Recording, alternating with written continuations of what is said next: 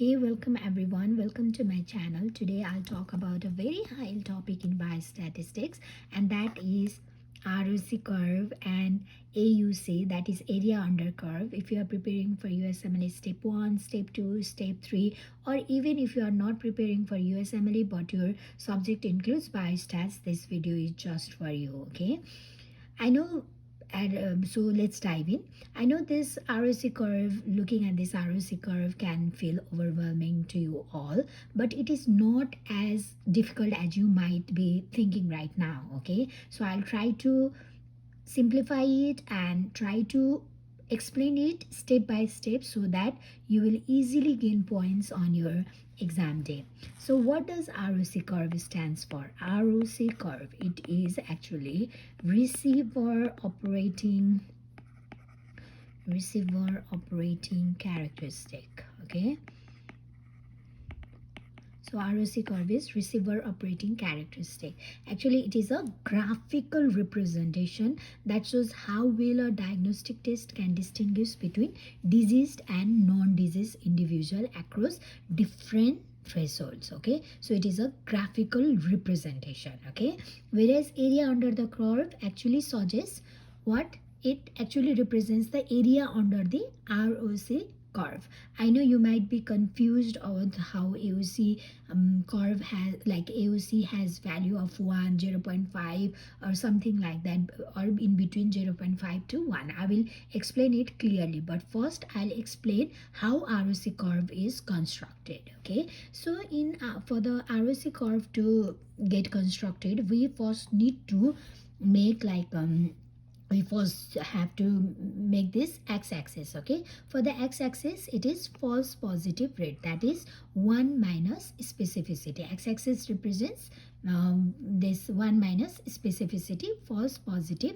rate. Okay, so this is the proportion of actual negatives incorrectly identified as positive. It is not specificity. Okay, you need to remember this. It is 1 minus specificity, and people often get confused on these two. Okay, and the other one is y-axis. Y-axis actually it is represented by sensitivity. Okay, so it is true positive rate, the proportion of actual positives correctly identified by the test. Okay, and each point on the curve actually represents different cutoff value or different threshold of the test. Okay, and in exam, during the exam time, we might get like, okay, there is a graph representing different cutoff points, and now you need to identify which cutoff point represents the best diagnostic accuracy. Okay, so in that way, for that we need to clearly understand this concept. Okay, and the better performing, like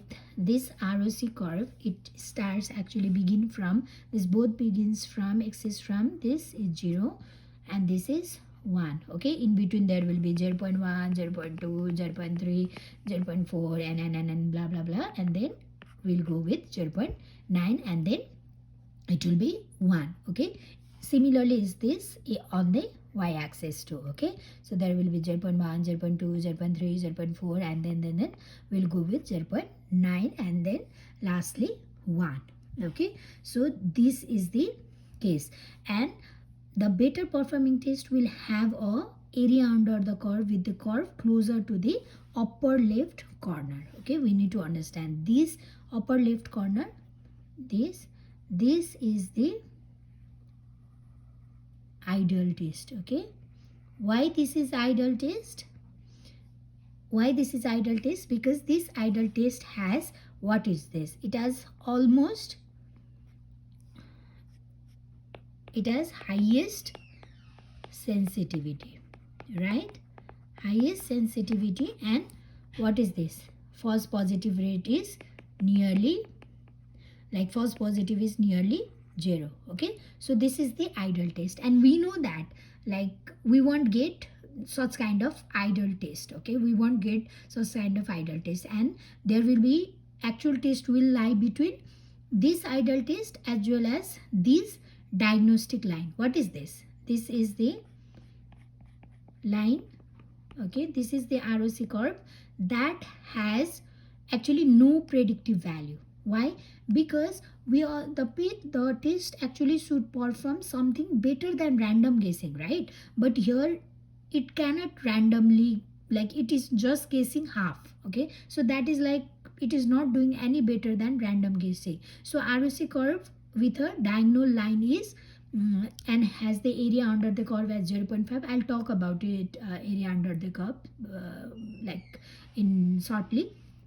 This random line is no better than the random guessing, this this diagonal line. So this doesn't have any predictive value. So if the test has such kind of line, this is bad test. Okay, we'll never choose this kind of test. Okay, this is bad test. Okay, and this one is idle test, the one that is hogging the y-axis and the x-axis is the ideal test. Okay, ideal ROC curve is this because it has the highest sensitivity and low false positive rate. Okay, but like the test is not that ideal, right? So actual test is actually in between these two lines. So if the test is closer to the left corner, upper left corner, that is the good test.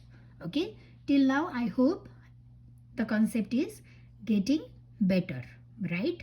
Okay, now let's go and move to the AUC curve. Okay, now we are looking AUC, that is area under curve.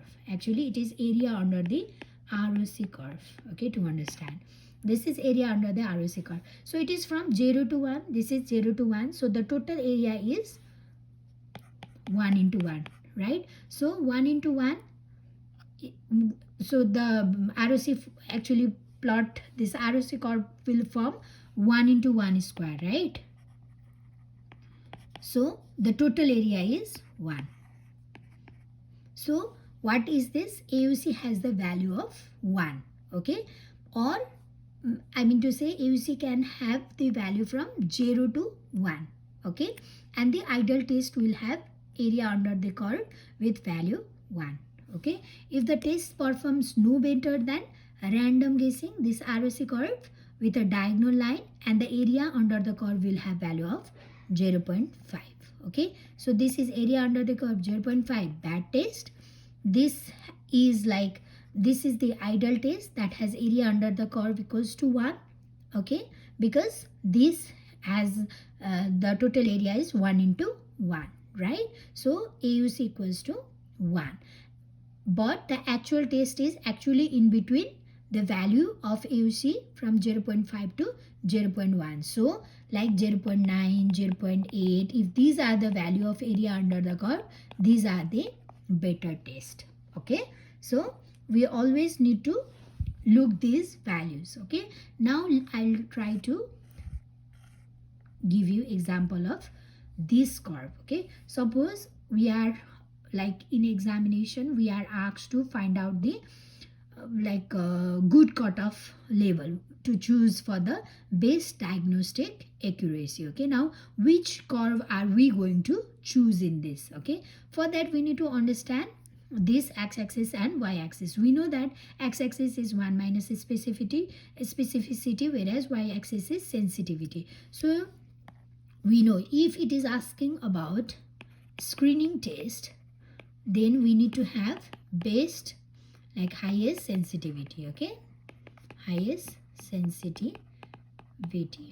Okay, so for that, which one has the highest sensitivity? Look, the sensitivity is highest with this, right? This has almost like sensitivity near to 1. Okay, but what is the shortcomings for this? What is the bad thing about this test, about this cutoff value, is that it has also highest false positive rate. But what we need is that we need some such test that has highest TP, that is true positive, and we have lowest false positive, right? That will be ideal test, right? That will be ideal test. Now For the highest this true positive, this also, now after this, now if we are excluding this, we'll go with the highest true positive. This has highest true positive and this has highest true positive. So either this or either this is the, either this or this is the one that has the best diagnostic accuracy. So in this, what we have is like this, we can easily see in this, this has high, this has like higher false positive than this. So which one is better? Of course this will be the best one. Okay, so if we have to choose in this figure, we will choose this point. The suppose it is P, Q, R as T, then we will be choosing R. Okay, I hope this concept is also clear. Okay, so always we need to understand that like we need to know this value, so that like we can easily choose the cutoff point. Okay, so best cutoff for a diagnostic test will actually have this highest true positive and lowest false positive rate. Okay, that means like it has lowest false positive. Okay, that is high specificity. Okay, if you are confused with the specificity, I can also say like you can also write specificity over here, and you can see like if it is, if 1 minus specificity is here 0.1, then it must be 0.9, right? So it goes in this way. So what is this? This has highest specificity and this has highest sensitivity. So this will be the best cutoff point. Okay, so I hope this concept is clear. Okay, curve is the ideal one. Okay, with area under the curve as 1. Okay, whereas this has the area under the curve as 0.5, which is useless curve. Okay, and the actual test in real life is somewhere between this, and the one test that is like the test that is closer to the left corner, left side, is the better test. We need to understand that much in the area under the curve and ROC. Okay, so I have already talked about cutoff with best diagnostic test, that is highest true positive rate and lowest false positive rate. Okay, so ROC curve, in x-axis we'll have false positive rate, that is 1 minus specificity, y-axis true positive rate, that is sensitivity. Okay, and ROC helps to find out the optimal cutoff for a test. Okay, either screening with the highest sensitivity, confirmatory, highest specificity. Okay, so ROC curve is actually a, what is this? It is a, sorry, this one, it is actually a visual assessment of test performance across the thresholds, while the AUC provides a single numerical measure of this overall diagnostic accuracy. Okay, and this concept is very important. Okay, and better performing test will always have a higher area under the curve. Okay, with the curve that is closer to the upper left corner. I hope this concept is clear. Thank you so much for watching. Keep learning and one step closer to math day. Stay blessed. Thank you so much. Bye.